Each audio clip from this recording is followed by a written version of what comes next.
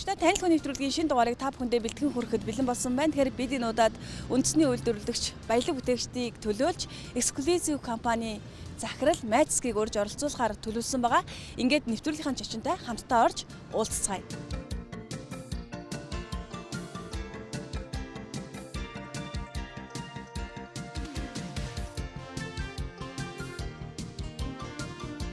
За тэгэхээр өнөөдөр яагаад 1 Америк доллар Монгол мөнгөөр шилжүүлэхэд 2312 төгрөгтэй тэнцээд байгаа юм. Энэ бол мэдээж монголчууд өөрсдөө үйлдвэрлэгч биш. Гаднаас бараа бүтээгдэхүүнээ авдаг учраас Америк долларын ханш ийхүү тэнгэр татаж Монгол төгрөгийн ханш буурчихсан ийм байдалтай байгаа. Тэгэхээр хамгийн чухал зүйл нь юу вэ гэхээр мэдээж үйлдвэрлэл байгаа. Тийм учраас үйлдвэрлэлийг хөгжүүлж байгаа бүсгүйг энэ удаа танил хүн нэвтрүүлэгтээ урьж оролцуулахаар төлөвлөсөн байгаа. Бид ажлын байран дээр ирээд байна. Сайн байна уу мэдээ? Таны захирал байгаа болоо? За бид танах хямдрал зарлцсан байгаа мэн тий. Хямдрал зарлцсан хэрэг чинь ганц хоёр үн асуугаад байгаа. Ер нь ямар үн ханштай хувц зарддаг юм бол гэж бодоод энэ жишээ нь хавар намар яг одоо л өмсгчхөөр хүрдэг байна тий. Өмссөн ч болно л дээ. Бүр дотортой байхгүй юу? Зузаан синтон дотортой. Тэгээд 98,000 байснаас 45 болж хямдарсан байгаа байхгүй юу? Бараг 70% хямдарсан гэсэн үг. Тэгээд төрөл төрлөөрөө янз бүр мөнгө янз бүрлэн л та. Борлуулалт ямар хөө вэ? Борлуулалт ер нь гайгүй. За захирал нь хаан суудаг уу? Бид захирал өөрөө тэн дээр суудаг. Үйлдвэрийн хойно байдаг байхгүй юу? Одоо хаана байгаа вэ? Одоо үйлдвэртэй байгаа. Үйлдвэртэй ажилтаа байгаа юу? Чи бид хэдийг хүргээд өгч болж байна уу?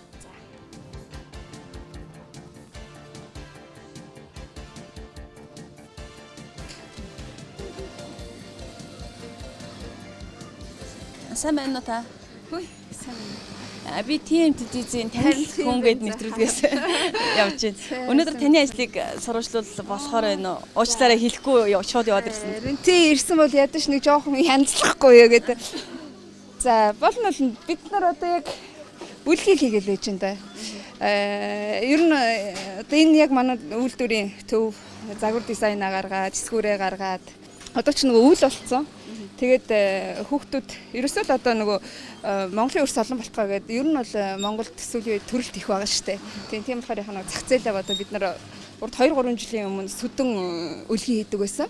Тэгээ энэ удаа болохоор нэг арай хөнгөн бас ингээд ийм хамгийн гол нь үнэн боломжтой арай нөгөө сүднөөсөө арай жоохон боломжийн үнэтэй гарах хэрэгтэй болоод тэгээл энэ дээр ингээд дуршаад энэ манай энд ажиллаж байгаа энд ажиллаж байгаа ер нь ихэнх хүмүүс бол бүгдээр мэрэгжил сургалт үйлдвэрлэлийн төвөөс зарим нь төгсөж ирээд одоо яг манай үндсээ ажиллаж байгаа. Зарим нь одоо энэ жил төгсөж байгаа дадлага хийж байгаа хүмүүс байгаа. Хамгийн гол нь технологи бас шийдэж өгдөг л дөө. Яаж оюул хамгийн хурдан. Ер нь бол бүтээмж чухал шүү дээ. Үнэнд хамгийн их нөлөөлдөг юм чинь бүтээмж байдаг. Тийм болохоор бүтээмжээ ямар технологиор оюул одоо хурдан гарах уу, нэг хүнээс гарцсан хурдан байх те. Хэрвээ олон шиг гарч чадах юм бол үнэн нь өөрөө хямдарч чадна шүү дээ. Ер нь бол хөнгөн үйлдвэрийн салбар ялангуяа яг энэ загвар фэшн бизнес гэдэг чинь бол маш олон хүний хүч хөдөлмөр ордог.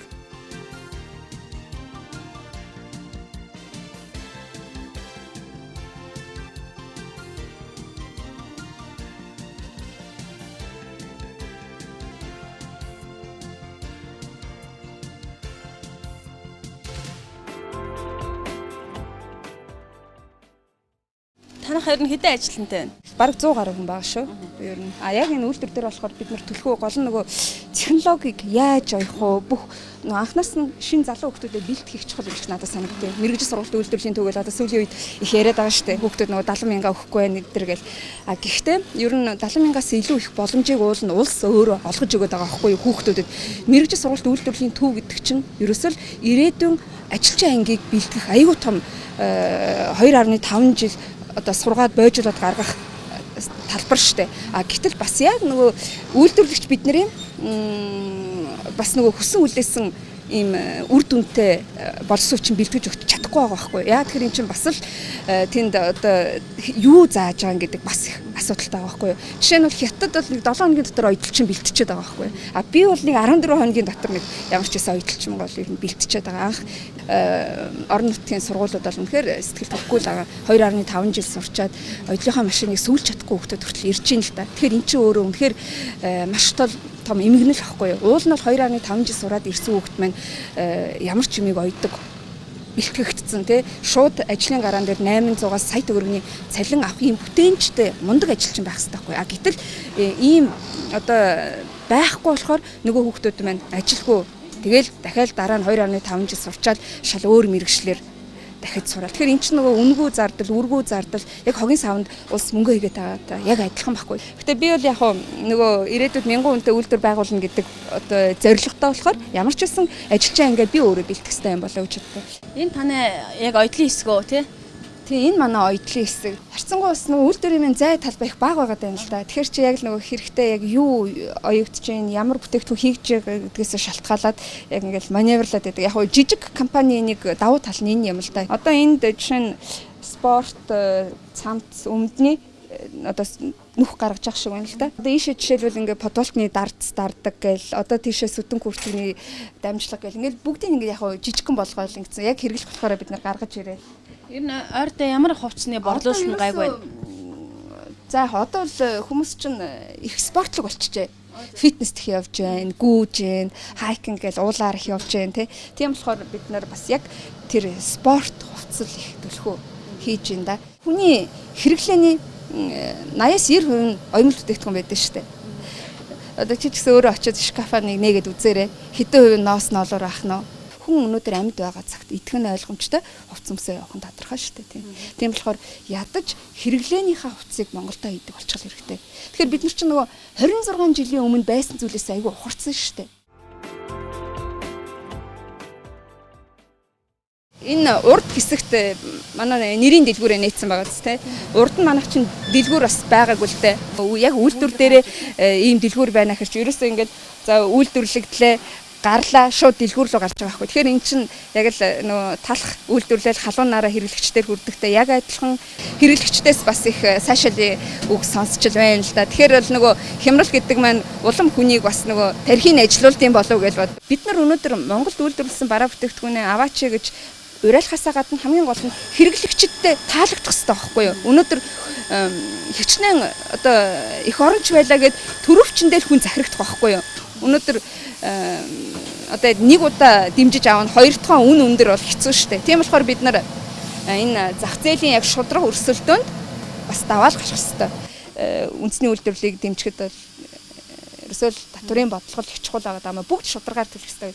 Тэгээд одоо манайх ингээл татврын өртөөл гэж яриад байдаг шүү дээ. Одоо хүртэл дансаа нийлгэж чадаагүй. Тэгээ эн чинь ер нь бол нөө данс одоо бол данс би нээвч гэж ярихгүй л да. Яагаад тэгэхээр нээх үедээ нээгээгүй байхгүй юу? Одоо тэр 2014 оны 6 сард Rubin гээл Porsche-с одоо компани удирдлага ирээл гарын хэсэг зураал Bloomberg-ээр бит хоёр ч одоо ороод ингээл 3 тэрбумын сүдэн хүртгний захиалга авахар болчлоо гэл те. Тэгэл ингэж яхад магадгүй тэр үед данс нээсэн бол өнөөдөр үнэхээр Монгол улсын хөнгөн үйлдвэрийн салбар тэр чигээр энэ ганц эксклюзив асуудал биш байхгүй юу? Тэр чигээр урагшлал байсан асуудал. Тэгээд харамсалтай нь ийм бодлого нь өөрөө ийм асуудалтай болохоор данс нээж өгч чадаагүй. Тэгээд тэр гэрээ цуцрагдчихсан. Тэгэхээр ингээд ийм нөгөө гашуун ийм одоо юу гэдгийг ийм зүйл чинь бол аргагүй нэг үйлдвэрлэгч хүнийг их бохимдуулт юм байл л дээ. Яг би өөрөө төлөөл явж байгаа. Ямар ч үний өртөө. Манайх ч одоо яг татвар уул нь бол гайгүй шүү дээ. 150 сая. Би бол тэнд татврын актн дээр гарын суртмөө яа энэ бол ерөөсөө нэг цээж баян ланд эднэр авчдаг юм байлээ. Тэгэл нөгөө мөргөлдүүлсэн юм байгаа үз гэдэг шиг. Би тэгж айгүй бардам төлнө гэж би гарын сурсан байдаг. Тэгээ харамсалтай нь яг үр дүн ер нь бол хай бод ингээл хит нөгөө шудраг байх чинь бас их хор хөнөөлтэй юм лаа. Гэхдээ бид нар өөрсдөө шудраг байж энэ нийгэмд болохгүй байгаа юмыг нөгөө шахаж гарахгүй бол яах хизээ хийн. Тэгээ энэ сайхан залуучуудад бас замын засаж өгье л доо. Одоо ирээдүйд одоо энд оюуталчнаар ингээд сургууль төгсөөд ингээд байж байгаа хүмүүс хэдэн жилийн дараа 10 жилийн дараа бас ингээд өөрийн ийм том компанийг байгуулад үүсгэн байгуулад том брендийг төрүүлээ явахад үгүйсэхгүй шүү дээ. Тэр үед энэ залуучуудад маань надад тохиолдсон шиг ийм одоо хэцүү ийм хахир ийм замыг битгий туулаасаа гэсэндээ л бас өнөөдөр бас үг дуугаа илэрхийлж хэлсэн л дээ. Бондоос танах чинь бас зээл авсан шүү дээ. Эргэн төлөлт нь юу болж байна? За бондыг бол одоо яг хүн болгоно гэдэг чи өртөө чи тэгсэн гэл би ямар ч байсан 2017 онд Чингис бондын эргэн төлөлт байгаа. одоо 100% төлөгдөх ёстой гэдэг. Гэхдээ би бол яаж хийж байгаад энэ 2016 онд өргүүлчих юмсан гэж бодож байгаа. Одоо ингээл жоох ингээл юм ингээд яриад эхлэхэр чи ингээд хүнийг дандаа нэг юмар ингээд шүмжлэх юм. Одоо чи тэгээс магадгүй чи өстө танилтай болохоор энэ Чингис Бондс гүү ахгүй. Тэр чинь би яагаад тэгж олон нийтэд их зарлж ярьж явсан бэ гэхэр чинь ерөөсөө хүн өнөөдөр хийх юм бол төр зэсэг дэмжтэй байна. Шинжлэлийн засгийн газар, Алтан уягийн засгийн газар тухайн үед манай салбарыг хариуцж ирсэн сайд Баттулга эднэр бол үнэхээр энэ үйлдвэрлэлийн төлөө маш их хийсэн байхгүй юу? 21 жил хийгдээгүй хөрөнгө оруулалтыг хувийнхаа хвшлийдэд хийсэн байхгүй юу? Тэгэхээр би яагаад бас ингэж яриад ингэж явд юм гэхээр магадгүй өнөөдөр би бас энэ ард түмэндээ хамгийн боломжтой үнийг өгч юмсан гэж байгаа маань энэ өөрөө миний нийгэмд хүлээсэн хариуцлага байхгүй. Нэгд би Чингис Бондоос ийм зээл авсан юм чинь буцаад хаялх нь ард түмэнд очих хэрэгтэй. Тэр нь яаж өгөхөр хамгийн боломжтой үнийг, хамгийн доод үнийг, хамгийн чанартай бүтээгдэхүүнийг би ард түмэндээ гаргаж өгөх хэрэгтэй. Би бол тэгж л бодъё. Ер нь үйлдвэрлэгч хүн, худалдаачин хүн хоёрын ялгаа ерөөсөө энэ ихгүй юу? Нөгөө худалдаачин хүн бол ашигын төлөө явж идэг. Үйлдвэрлэгч хүн бол нэг тисэд гарчих юмсан. Ер нь дандаа л нөгөө хэрэглэгчтэй бодож идэг, ажилчтай бодож идэм болов гэж би өвдө хардтай. Тэ. За одоо ингээд одоо иш ингээд манай эсгүүрийн юу руу орж ирж байна л да. Ингээд эн чинь 2 том ширээтэй ингээд массаар дэлгэж эсгүүгддэг. За тэгээд хэрэглээний юм хувц үйлдвэрлэнэ гэдэг чинь ерөөсө тэр хэмжээгээр л маш их материал, маш их түхийд, маш их одоо туслах материалууд хэрэглэгддэг болт юм аа. Яагаад тэгэхээр чи нөгөө гаргаж байгаа загвар дизайнда зориулаад бид нар бараа материал авдаг, одоо туслах хэрэгслээ сонгодог. Тэгээд Монголд өөрөө тэр нь дутчул дахиж олоход айгүй хэцүү болохоор дандаа нөөцтэй авдаг. Тэгээд яг том үйлдвэрүүдээс яг өөрсдийнхөө хүссэн одоо загвар өнгөөр будуулаад одоо хийлгээд авъя гэхээр чинь маш их хэмжээгээр авах шаарддаг. Тийм болохоор үнэхээр яг энэ загвар гаргая гэж байгаа үйлдвэрлэгчдэд бол маш их хүндрэлтэй байдаг л да. Одоо тэгээ тийшээгээ болохоор ингээд туслах материалуудан утас, тоовч, бүүч гээл маш олон юм хэрэглэдэг. За одоо тийм масс эсхүр гэж ярьжсэн тийм массаар эсгээд тэгээд ийшээгээ оруулж.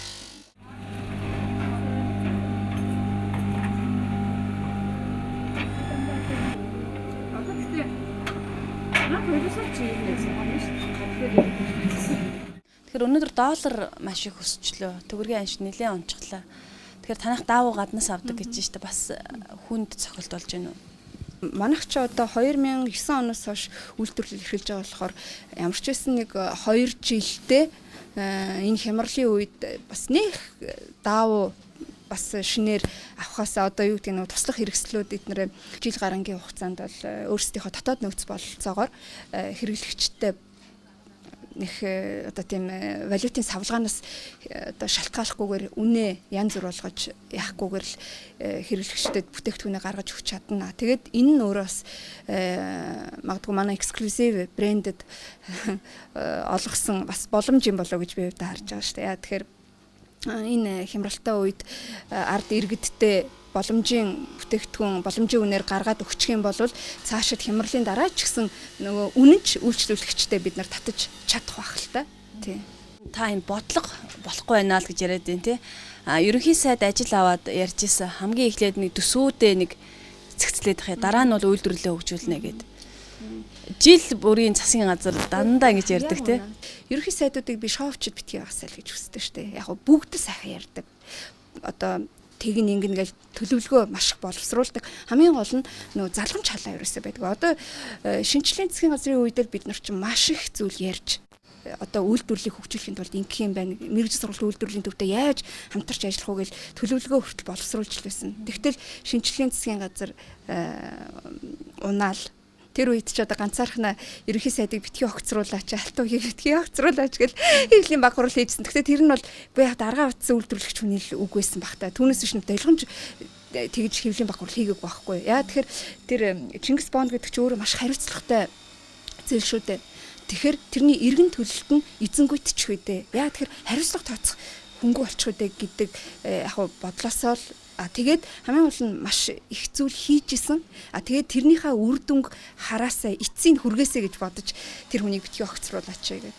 За тэгээд дараа нь шийдлийн засгийн газар маань гарч ирсэн шүү дээ. Шийдлийн засгийн газар маань бол их сайхан ярьдаг. юу ч шийдэж чадаагүй. Яг нөгөө утсан гүгэлтэй гэдэг шиг тий. Тэгээд ямар сайндаа бас огцор гэж Хэвлэлийн баг гурал хийжсэн. Энэ ажлаа хийж чаддгүй үгийн үг гэж тоодгүй байхгүй хамгийн гол нь тий. Одоо Эрдэнэт ерөнхий сайдтай бас уулзсан. Тэгээд харьцангуй урдах засгийн газруудыг бодвол сонсож чаддаг хүн юм шиг надад санагдсан. Тий. Тэгээд ер нь ямарваа нэг юм чи цаг хугацаа их чухал шүү дээ. Цаг хугацаа бидний хүлээхгүй. Тийм болохоор одоо юу гэдэг хурдан л шийдэж авсан. Төрийн алба гэхээр л нөгөө мартдаг битгий байгаасаа л гэж бодоод байгаа. Тэгээд төрд их олон хүн ажиллах юм аа. Одоо энэ одоо яг нөгөө ажил хийдэг насны залуучдын бараг 30% нь төрийн алба агчд байдаг гэд. Тэгэхээр чи хэн ажил хийх юм бэ те. Тэгэхээр бид нар энэ хямралыг ер нь эдийн засаг ер нь улс орон хөгжилтэй бай гэх юм бол ажил хийдэг хүмүүс нь л их байх хэрэгтэй байхгүй. Түүнээс биш ярдгууд нь биш. Саяхан нөгөө жүжигчийн Эрдэнэ зан тэгээ бичсэн байсан. Бүгд нэг гонж өмсөд цүнхүү ярьчихаар хин ажил хийх юм бэ гэдэг. Юм баггүй юу тийм. Тэгэхээр чин бас одоо 3 хүний нэг нь дуучин болцсон байх юм те. Ер нь бол урлагийн салбарт хүмүүс авьяаслаг монголчуудаар монголчууд угаасаа л авьяастай л да. Гэхдээ одоо нөгөө Сингапурын хөгжлийг бид нар бас бодох хэрэгтэй байхгүй. Сингапурт яаж хөгжсөн бүгд л ажиллаж тэнд чинь нөгөө мэрэгжлийн дуучин жүжигчин бүжигчин байдгүй гэсэн шүү дээ. Дандаа нөгөө давхар хажуугаар нь нөгөө хобби маягаар тэгж хийдэг, урлагаа хөгжүүлдэг. Тэгэхээр чинь бас л 3 сая хүн амтай одоо энэ орон одоо нутагт хичнээн гавьяат бидэнд хэрэгтэй юм да ясан юм дэр тийм биз дээ. Тэгэхээр өнөөдөр биднэрт үнэхээр энэ хийдэг ядаж сайхан одоо энэ тариан талбай дээр ажилладаг тариачд хэрэгтэй байна. Барилга дээр ажиллах барилгачид хэрэгтэй байна. Хувцас оёх оётлчид бидэнд хэрэгтэй байна. Энэ одоо нөгөө ажилчин анги байхгүй болцсон байгаа байхгүй. Ажилчин анги байхгүй одоо өстө нөгөө нэг сайхан гонж өмссөн хүмүүс л байгаад байвал энэ хин энэ хөдөлгөх хүч нь байх уу? Тийм биз дээ. Тийм болохоор болсон болоогүй дээд сургуульд орж чанар муутай боловсрал эзэмшиж аав ээжийнхээ мөнгийг өрн таран хийхээр шууд сайхан ажлын гараанд одоо энэ үйлдвэр завуудад ажиллах хэрэгтэй байхгүй. Тэгхийн бол хинээс ч мөнгөгүй байхгүй. Өөрөө өөрийнхөө одоо эдийн засгийг бий болгоод явчих байхгүй. Тэгэхээр энэ ч ерөөсөө нөгөө бодлого гэж яриад байгаа юм чинь энэ байхгүй. Яаж хүн төрийн албанд яагаад бүгдээр ухшуураад байна? Тэнд нэг юм байна да. Нэг авилгалаар ч юм уу эсвэл нэг юм мөнгө олоод авах боломж байгаад байгаа байхгүй. Тийм болохоор нөгөө залуучууд бүгд төрөлдлүүд эсэргээр харин ч хувийн хөвшилд ажиллах юм бол танд одоо байрны 30% төлөх хэрэггүй шууд байранд нь оруулчих те эсвэл ийм ажил хийж байгаа бол нөгөө хүүхдийн цэцэрлэгт дугаарлж зогсох хэрэггүй шууд бас ингээл гих мэтчлийн иймэрхүү яг дэмжлэгүүд бас баймаар юм шиг санагддаг юм л да. Тэгэхээр дэмжлэг гэхээр л нөгөө халамж биш байхгүй. Та нэлийн бас нөгөө хүмүүс харахад ус төржин үйлдвэрлэгч гэж харах бах те. Тэгж болохгүй нэгж болохгүй дуугархаас өөр арга байхгүй нөө. Үгүй намайг харин хүмүүс сүүлийн үед нөгөө тэмцэгч маяа л гэдэг юм. Би уул нь тэмцэгч баймааргүй байгаа байхгүй. Би ч уул нь үйлдвэрлэгч юм байхгүй. Би харин тэгэл ийм л нэртэй болсон. Гэхдээ энэ нөгөө хиний гавьяа вэ гэдэг шиг одоо хэлэхээс өөр аргагүй болол одоо нөгөө тэмцэхээс өөр энийг одоо ил гаргахаас өөр. Тэг яг миний тэмцэл бол нөгөө үнгүүд хараана гэдэг л байлаа шүү дээ. Тэ. Гэхдээ үнэхээр сайн хурж ямар ч байсан нэг ухамсарын шанаа бол өгөө тавсан л гэж би хувьдаа боддгийн. Тэгээ нөгөө төгөөр бас энэ маань өөрөө нийгэмд ийм үйлдвэрлэгч байдсан байх. Эксклюзив гэдэг маань Монголын одоо бүтээгдэхүүн минь энийг монголчууд хийдэм байх гэдэг маш том мессежийг бас ард түмэндээ өгч чадсандаа бас энэ телевизийн сошиал медиа энэ тухайн үед бол нөгөө бурууч хүмүүс их нөгөө буруу ойлголттой болохоор их шүүмжилж исэн тэгээ ойлгож исэн хүмүүс ч бас их байсан. Тэгээд бүгдэнд нь бас одоо өнөөдөр би баярлалаа та нарынхаа хүчээр бас өнөөдөр өшөө илүү хүч урам зориг авсан болов гэж боддтой. Та чи хувцас шатаагаагүй үстэй. Гүү. Одоо харин яг наадах чинь бас л нөгөө хэвлэлийнх нь жоохон мушигдсан шүү дээ. Би чинь одоо шийдвэрлэж чаддгүй шийдлийн засгийн газрын тэргүүн сайхан бэлэггүй та огцор гэж хэвлэлийн баг гурал хийсэн байхгүй. Тэгэл яг харамсалтай тийм болгоцсон л да. Гэхдээ яг тэнд нэг сэтгүүлч надаас таны дараагийн алхам юу вэ гэхээр тэр надад айгүй инээдтэй санагдсан байхгүй. Тэгэнгүүт нь би инээгээд одоо дараагийн алхам одоо хувцас нэг газар авчиж шатаадаг л бах таа гэл. Гэхдээ мэдээж яаж ч утсан хүн одоо харж байгаас энэ ганцхан би хийдэг зүйл шүү дээ. Энд чинь маш олон хүний хүч хөдөлмөр шингэсэн ийм зүйлийг зүгээр нэг одоо юу гэдэг нь сенсацлог шатаана гэдэг бол маш том тэнэглэл тийм юм байгаагүй. тийм шоучин засгийн газрыг л огцор гэж хэлсэн юм л яхаа мушигдсан. Одоо бодогдсон бодол бол нэг эзэнгүүд байгаа юм шиг санагдсан л да. Сэтгэлгүй эзэнгүү хариуцлага тооцдгүй. Тэг хүн чинь нөгөө хариуцлага тооцохгүй болохоор чинь яасан ч яад юм гэдэг ийм хандлагаар хандаад байгаа байхгүй юу?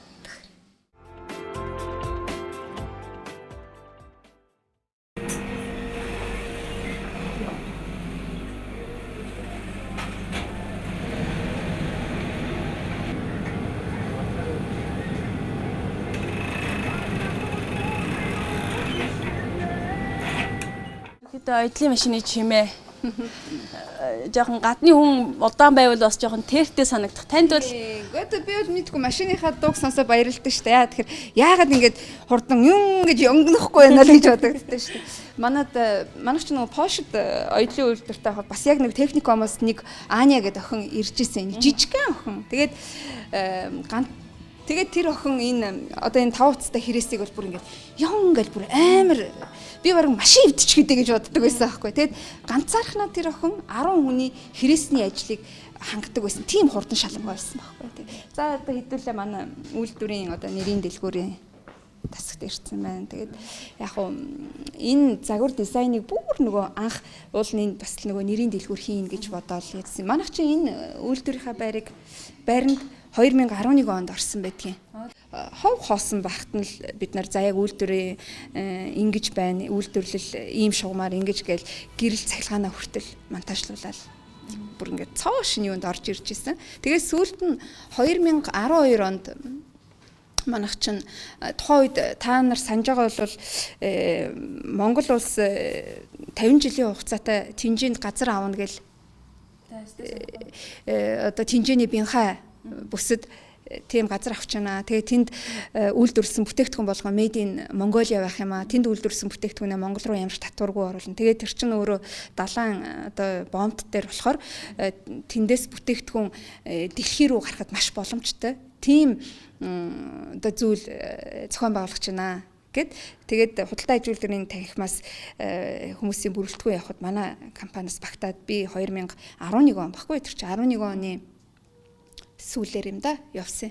Тэгээд тэнд очиод үнэхээр төлөөлөгчийн газар бий болчихсон. Тэгэл маш сайхан нөхцөл боломжууд тавьсан байсан. Тийм болохоор ч ерөөсөө яг бас л бизнес хийж байгаа юм чи бодох юмгүй шууд л тэнд үйлдвэрийнхаа салбарыг нээн гээл. Тэгэл тэнд чинь бүтэн жилээр нь талбай түрээсэлж аваад тэгэл яг нөгөө бичиг баримтаа аваад үйлдвэрлэл эхлэх гээл ингээд нөгөө засгийн газар руу одоо 2012 онд чинь тэгэд нөгөө хятад үйлдвэрлэлийн зөвшөөрөл авахд баг нэг 6-7 сар хөөцөлдсөн шүү.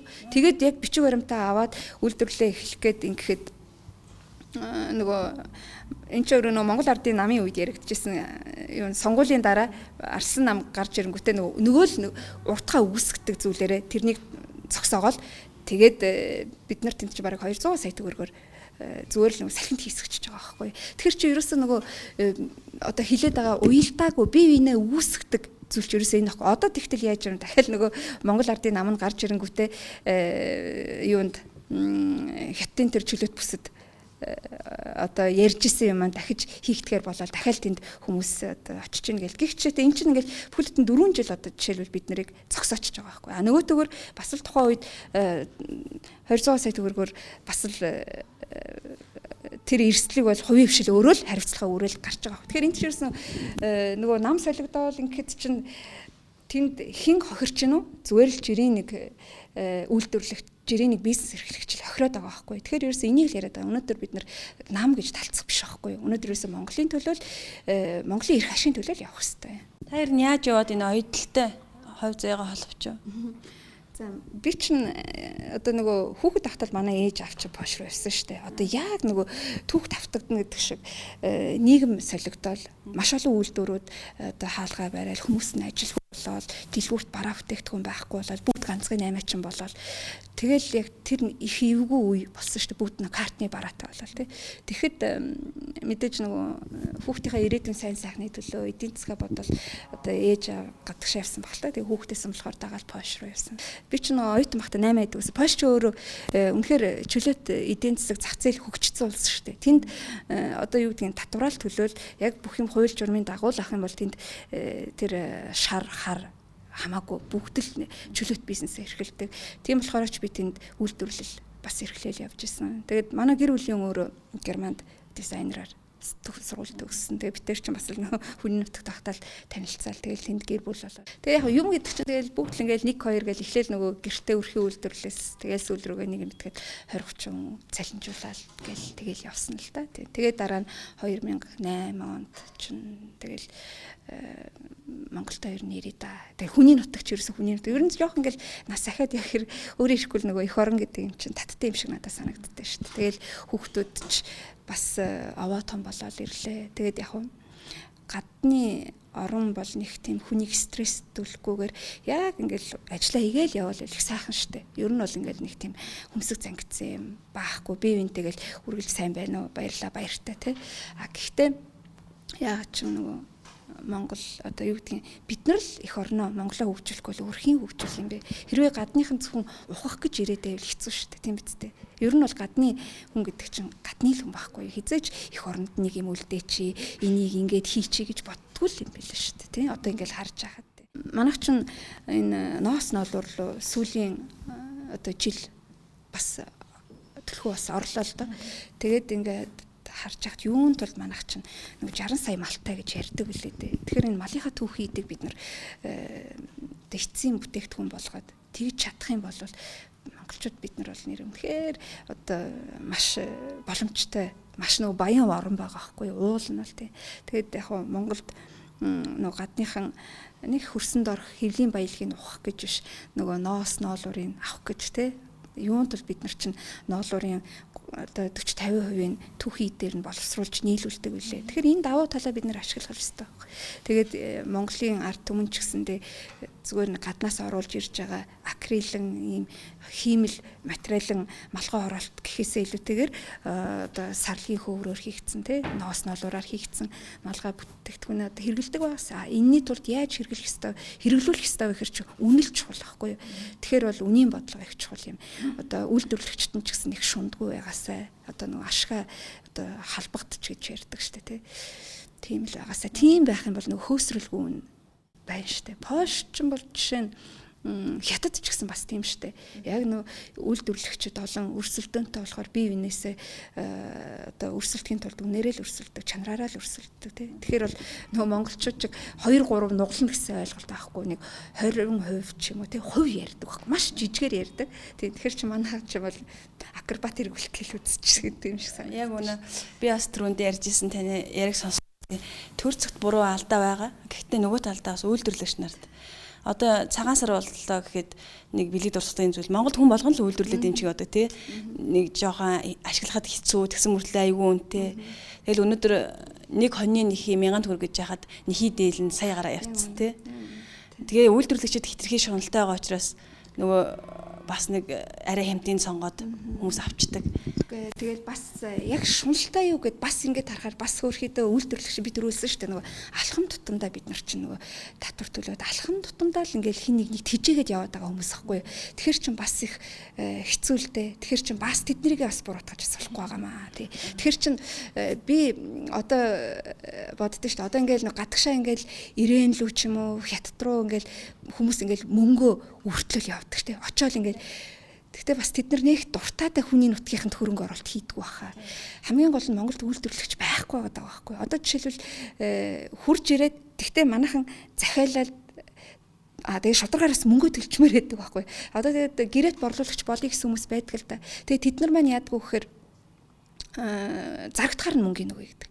Тэгэхээр чинь зарагдахаар нь мөнгөний өгнө гэхээр чинь үйлдвэрлэгчд айгу бас жоохон хүндрэл учирчдаг байхгүй. Хэрвээ бид нар зур гаднаас оруулж ирээд бэлэн бүтээгдэхүүн хэдэн төгрөг ашгаа хийгээд зарж ивэл хамаалга. Аян ч нөгөө үргэлж ингээд нөгөө байнгын эргэлтэнд байхын тулд чинь яг л хятадуудаас 100% төлөөл авж байгаатайгаа яг адилхан бол бидэнд бас 100% төлөөд авчмаар байгаа байхгүй. Эсвэл захиалга өгөөд бүр ингээд тохиролцоод одоо өвл байна гэхэд чинь одоо бол яг цагаан сарынхаа бүтээгдэхүүнийг те хамгийн хямд чанартай юу хийж чадах вэ гэвэл тэгэд би бол манай эксклюзив бол харьцангуй эсэргээр штэ. Би бол цагаан сард өгөхөөр нэг л хүн болгон бэлэг авдаг болохоор нөгөө гарын алга дийш нь харуулна. Тэгэхээр хамгийн хямд юу гаргах вэ? Ямар чанартай бүтээгдэхүүн гаргах вэ гэж би бол эрэлхийлдэг. Би бол одоо нөгөө 1000 төгрөгийн малгай хүртэл манах гаргадаг штэ. 1000 төгрөгийн оролт хүртэл гаргадаг. Үндэсний үйлдвэрийн хувцс гэхэр нэг ийм элдв нөгөө ганган чамин биш. Нэг ийм нэгэн тий хувцс байдаг штэ. Тэгээ нэг худалдааны төвд нэг жоохон зайд нэг ингээд түрээсэлцэн хүмүүс бол тэгж их хардаг байх л да. Би танад ороод ирсэн шал өөр. Бас энэ үйлдвэрлэлийг хөгжүүлэхэд хамгийн том хүчин нөлөөч нь бас хөрөнгө оруулалт шүү дээ. Хөрөнгө оруулалт гэхээр өнөөл одоо банк санхүүгийн байгууллага хэлнэ. Гадны банк орж ирээсэй. Гадны банк орж ирэхгүй бол одоо энэ Монголд байгаа хэдэн монопол банкуд ч ерөөсөө яг нэг ломбардын үйлчлэгээтэй болчиход байгаа.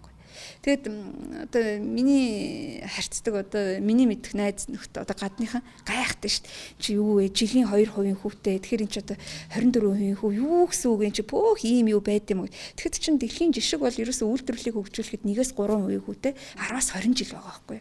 Тэгэхээр тийм боломж олцоог нь л үйлдвэрлэгчдэд олгох хэрэгтэй. Үнэхээр юм хий бүтээ гэж байгаа хүмүүстээ харамгүй энэ мөнгийг зарах хэрэгтэй. Юун тэр зам мам, юун тэр цэцэг ногоо ургамал тэр хогийн муут вэ? Тийм бицтэй. Тэр ч ерөөсөө энэ мөнгө өг зоригтойгоор өг өгчөөд хариуцлага бас тооцдог, хатуу тооцдог байх хэрэгтэй. Хэрвээ мөнгө авчаад өгч чадахгүй бол шоронд нь явуул л та.